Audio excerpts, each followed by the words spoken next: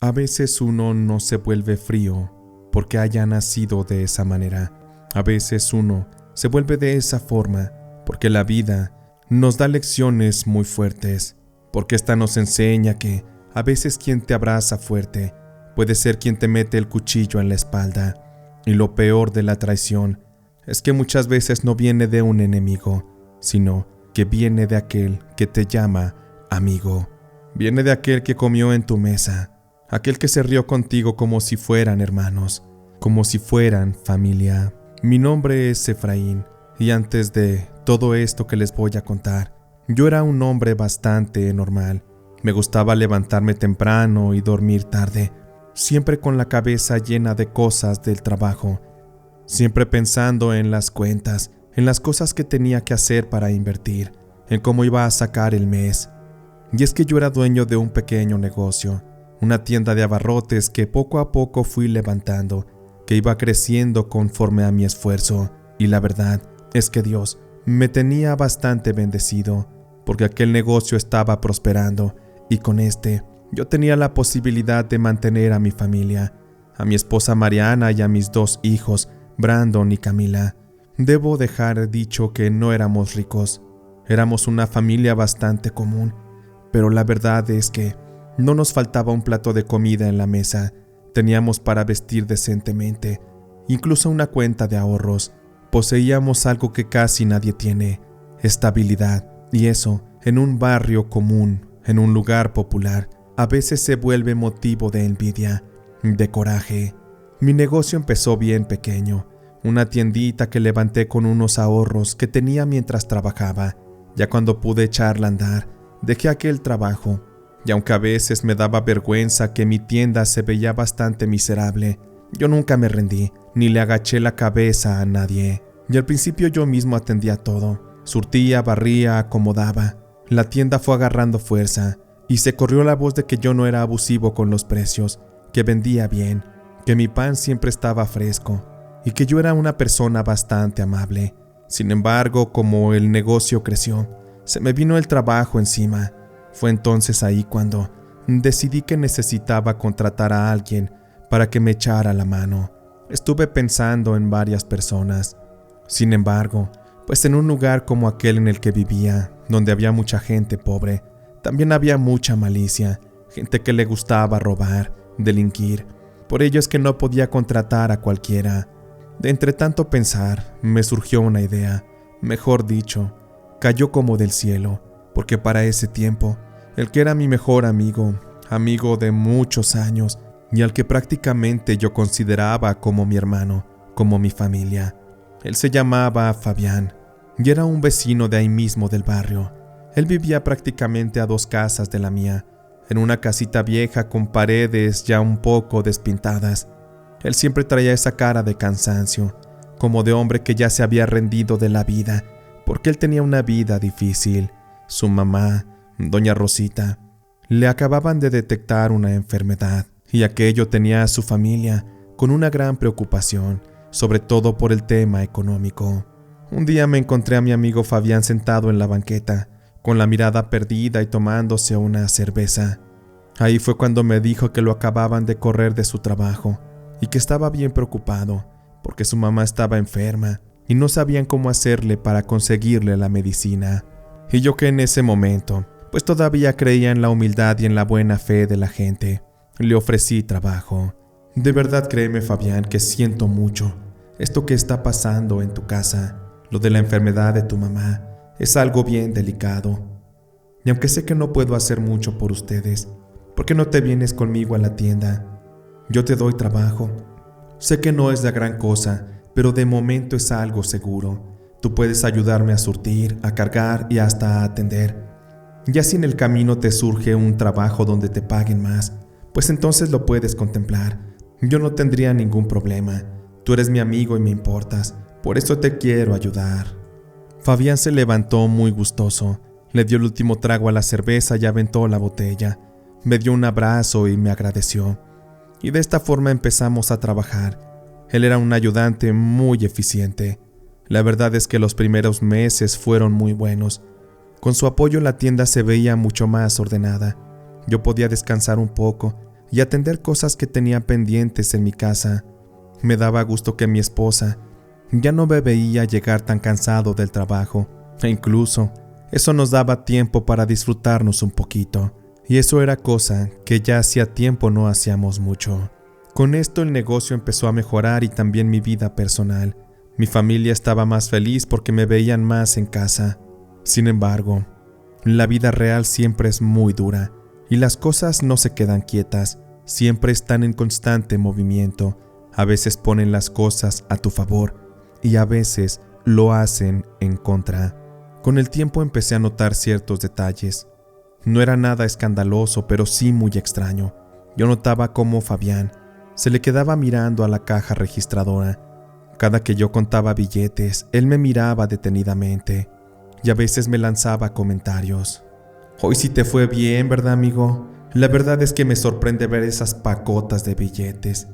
Ojalá y algún día yo también pueda tener unas de esas, para poder vivir como tú, que ya ni te preocupas por dinero. Prácticamente ya tienes la vida resuelta. Yo me reía porque creía que esas frases eran una especie de envidia de broma, un relajo, ya saben, pero la envidia real no se anuncia, porque como dice la frase, de broma en broma la envidia se asoma. Pero mientras todo aquello ocurría, la madre de mi amigo, la señora Rosita, empezó a enfermar, mucho más. Los síntomas que la mujer padecía se empezaron a complicar, a cada rato se les desmayaba, luego que le faltaba el aire. La pobre a veces ya no se podía parar de la cama y Fabián empezó a faltar seguido al trabajo porque tenía que ir al seguro social a cuidar de su mamá. A veces él faltaba también porque en la madrugada se les ponía mal y la tenían que llevar nuevamente a que la atendieran. Yo fui paciente, le dije que él se fuera acomodando, que no se preocupara, que la familia es primero, y la verdad es que yo no se lo decía de mala forma. Finalmente yo podía sacar adelante el trabajo, aunque tenía que regresar a dedicarle más tiempo a la tienda. Sabía que aquello era temporal, y en caso de que Fabián renunciara, bien podría contratar a otra persona. Pero una tarde, ya casi cerrando la tienda, Fabián llegó y se quedó parado frente a mí, ahí sin hacer nada. Traía los ojos bien rojos, parecía como si hubiera llorado toda la tarde, y me habló bajito, como si le diera vergüenza.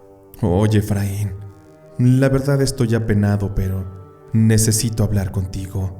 ¿Tienes un par de minutos? Me limpié las manos en el mandil, me acerqué con él, y sabía que algo no andaba bien, así que lo escuché. Mi mamá está muy mal, Efraín. Ya nos dijeron que necesita algunos estudios que no le pueden hacer en el seguro. También algunas medicinas que no hay. Y pues, la verdad no nos alcanza el dinero. Por eso es que necesito que me prestes. Sé que solo tú me puedes ayudar. Le pregunté cuánto era el dinero que necesitaba, pero la verdad me preocupaba que mi amigo recurriera a mí para un favor de ese tipo. Me sorprendió cuando me dio la cantidad. La verdad es que era mucho, y aunque en ese momento se la podía prestar, aquello me pondría en aprietos, pues le dije que me diera 2 días para conseguírselo. Efraín como que no le gustó mucho mi respuesta, y después me dijo: sí, amigo, no te preocupes, si ahorita no la tienes, yo me encargaré de conseguirla en otro lado.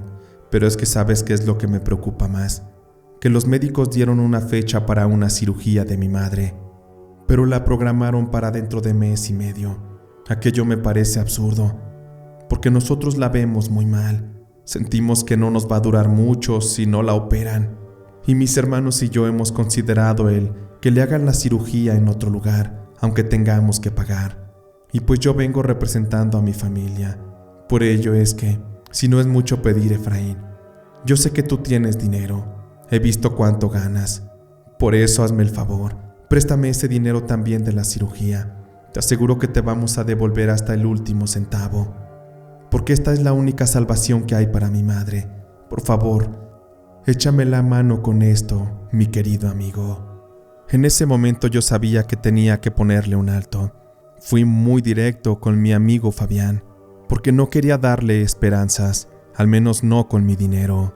Yo te puedo prestar para los medicamentos, Fabián. Sin embargo, para una cirugía de ese tipo, honestamente es muy caro. No creo que yo te pueda completar ese dinero. Además, ahorita, como sabes, mi negocio está creciendo.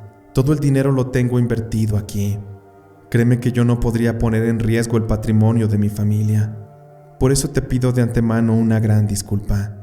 ¿Por qué no consultan tus hermanos y tú en el banco?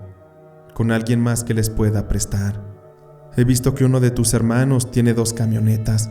Podrían vender una. Pero bueno, ese no es mi tema, Fabián. Creo que yo no soy quien puede ayudarles. Te pido una disculpa. Pensé que mi amigo Fabián lo comprendería. Sin embargo, él se me quedó viendo como si yo lo hubiera escupido en la cara. Yo sé que puedes, Efraín, pero no quieres. Tú vendes mucha mercancía. Te va súper bien. Aquí el problema es que realmente no quieres. Pero no te preocupes. Yo sé comprender. Buscaré en otro lado donde me puedan ayudar. Sentí el aire ponerse muy pesado. Vi cómo mi amigo se iba retirando. Le traté de decir que no tomara las cosas de esa forma, pero él simplemente siguió, caminando, sin despedirse. Y era de esperarse que al día siguiente no llegara a trabajar, tampoco al siguiente. Lo peor de todo es que como aquel barrio era muy pequeño, y como la gente vive de los chismes, la historia aquella en la que le negué la ayuda a mi amigo se fue distorsionando en cuestión de horas. Ya todos sabían que Fabián me había pedido dinero prestado, pero todos asumieron que yo no quise ayudarle, que yo era un tacaño, que yo estaba dejando morir a aquella señora. Y esto me fui enterando poco a poco. La gente que me conocía y me quería comenzaban a hablar sobre estas cosas que Fabián estaba diciendo. Yo me puse un poco tenso, porque una semana después, la señora Rosita empeoró. Una ambulancia llegó una noche a su casa y todos los vecinos salieron a ver. Yo también salí y Mariana, mi esposa, me agarró del brazo, como diciéndome que no me metiera, pero yo me quedé ahí parado, mirando desde mi puerta. Me acuerdo bien que iban subiendo a la señora a la ambulancia.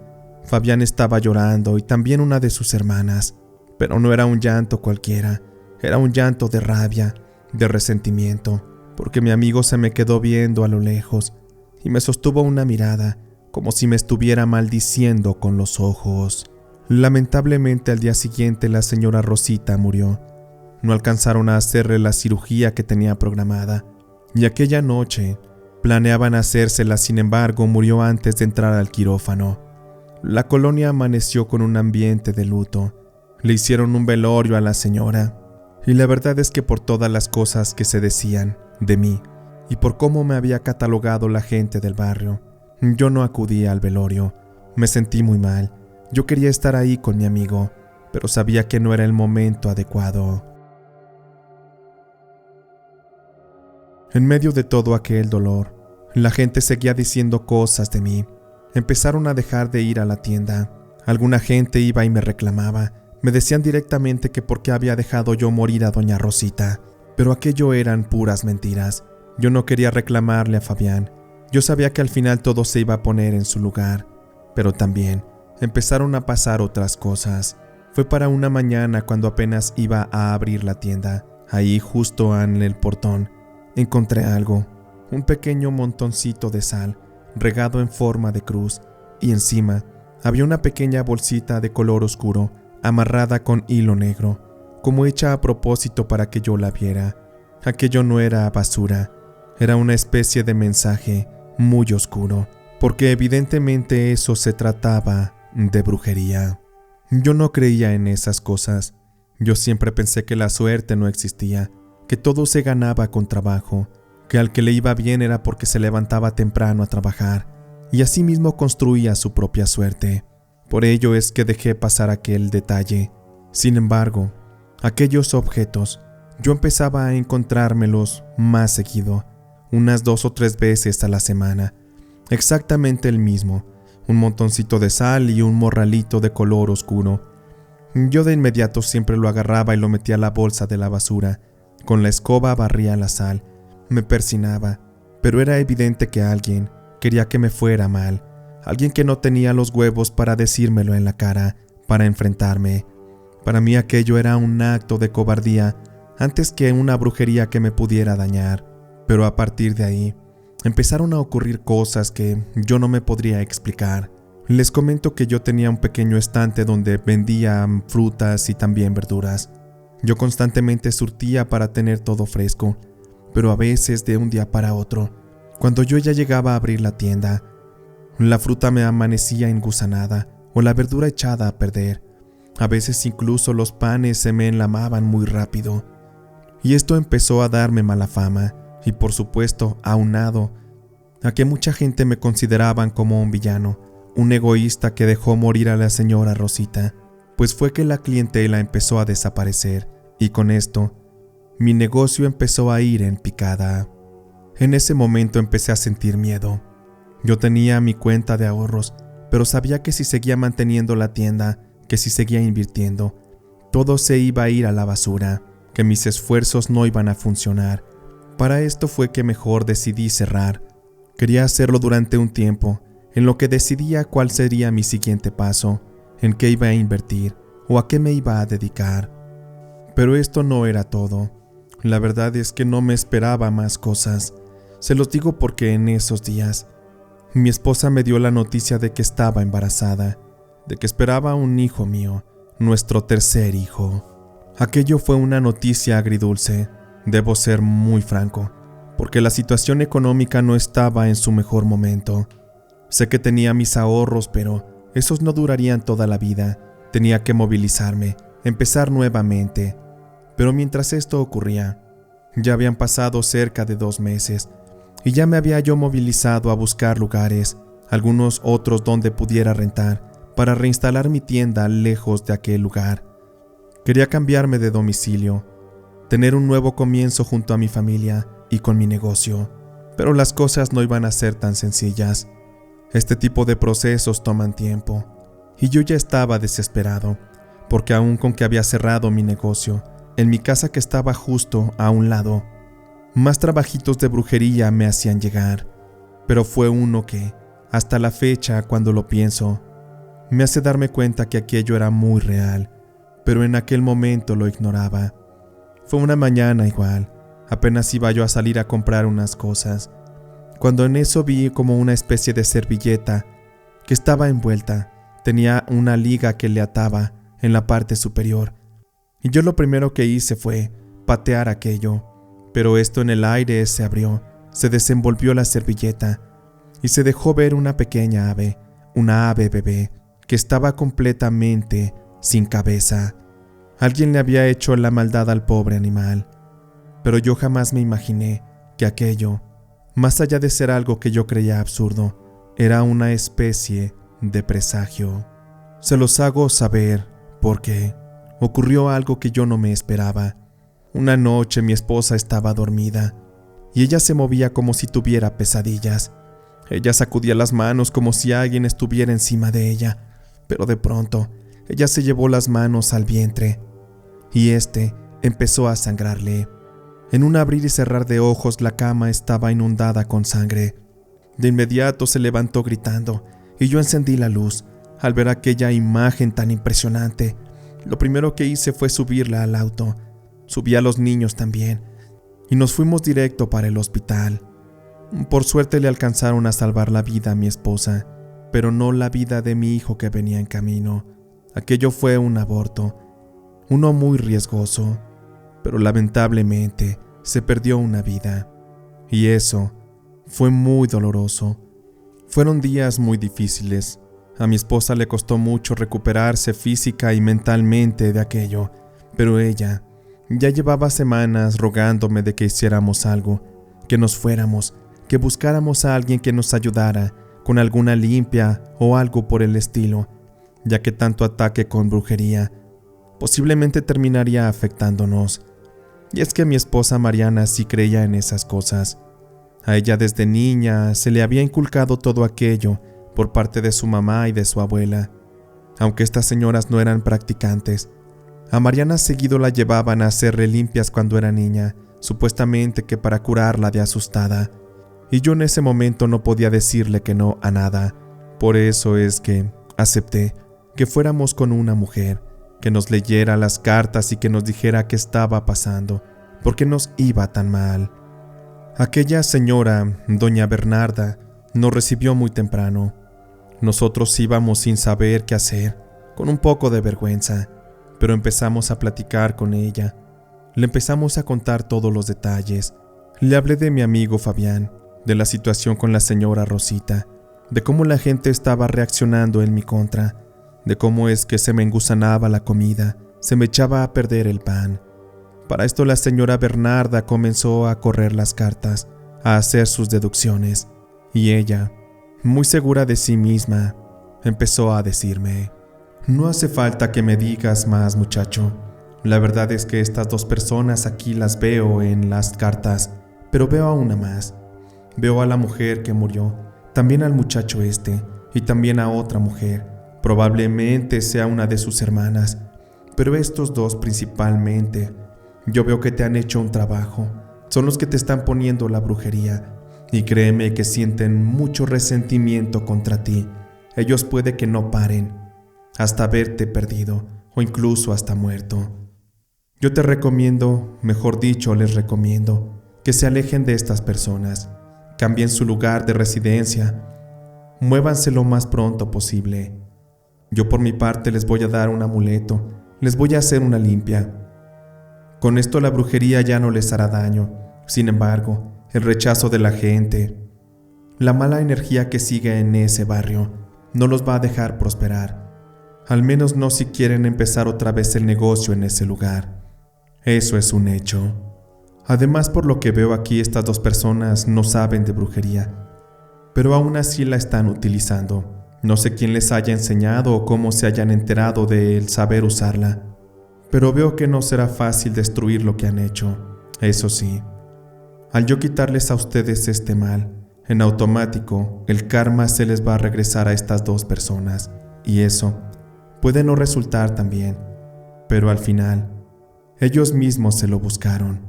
Ahora acompáñenme por acá, voy a hacerle unas limpias con unas hierbas». Dicho y hecho, la señora Bernarda nos sacudió con hierba de pirul, nos rezó, nos escupió humo de tabaco, estuvo rezándonos y nos tomaba de las manos, y créanme que se sintió muy bien. Sentí como si me hubieran quitado un gran peso de encima, como si mi alma estuviera descansando, en vida por supuesto. La señora Bernarda también nos dio unos amuletos. Cuando salimos de con ella, nos encargamos de tenerlos siempre muy cerca de nosotros. Por su parte, yo empecé a movilizarme nuevamente con más empeño para encontrar una casa donde mudarnos, en otro lugar, más lejos. Pasaron como 2 semanas cuando por fin me enteré de un lugar que estaba en renta. Era una casa que en la cochera se le había construido una especie de local comercial. Para mí aquello era magnífico, así que sin dudarlo, lo renté y nos fuimos a vivir para allá. Yo lo consideré como un golpe de buena suerte, que por fin la brujería había entrado en mi mente como un concepto real. Sabía que la limpia de la señora Bernarda y todos sus buenos deseos nos estaban abriendo caminos, nos estaban dando una nueva posibilidad para empezar. Una vez que nos cambiamos, empecé a instalar el mobiliario, empecé a surtir mercancías y rápido la gente empezó a aclientar la tienda. Empecé a recuperar todo aquello que había perdido durante meses y por fin empecé a sentir que la vida nos sonreía, nos regalaba un momento de tranquilidad. A partir de ahí nosotros nos fuimos para arriba, mejorando, subiendo. La tienda iba creciendo y aunque la limitante era el terreno y el espacio, empezamos a ampliar el negocio a otras cosas. Finalmente estábamos muy bien. La vida nos daba el lugar que realmente merecíamos. Un lugar sobre todo lejos de los chismes y de la mala vibra de aquella gente, aquella que nos aventaba el veneno, del cual mi amigo Fabián les contagió. Y hablando de este y de su hermana, créanme que fue muy complicado, porque para ellos, como la señora Bernarda había dicho, en algún momento el karma les llegaría, sobre todo a mi amigo Fabián. Bueno, ya no le puedo decir amigo, simplemente le diré Fabián. Al medio año de que nosotros nos mudamos, Fabián me enteré de que enfermó. A él le dio la misma enfermedad que mató a su madre, y Fabián correría con una suerte igual. Al par de meses a él ya lo estaban sepultando. Tuvo una muerte lenta y dolorosa. Se dice que sufrió mucho, pero yo ya no sé qué sentir. prefiero decir que indiferencia. Y no lo digo con resentimiento, simplemente él quiso ver muerte en mi familia, e incluso la provocó, porque el aborto de mi mujer no fue así nomás, fue la brujería, fueron los malos deseos que él puso en mi casa. Yo simplemente espero que Dios lo haya perdonado.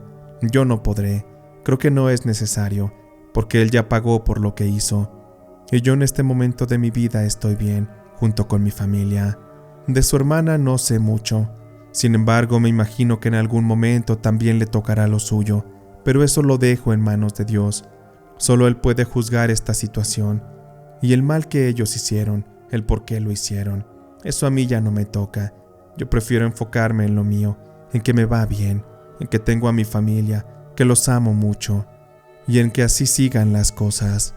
Al final la brujería me demostró que tiene un gran poder, que si se usa para bien se pueden construir cosas maravillosas, pero también usarla para mal puede destruir vidas, puede destruir muchas cosas, pero también el precio de usarla es muy alto, porque en esta vida todo, absolutamente todo se paga.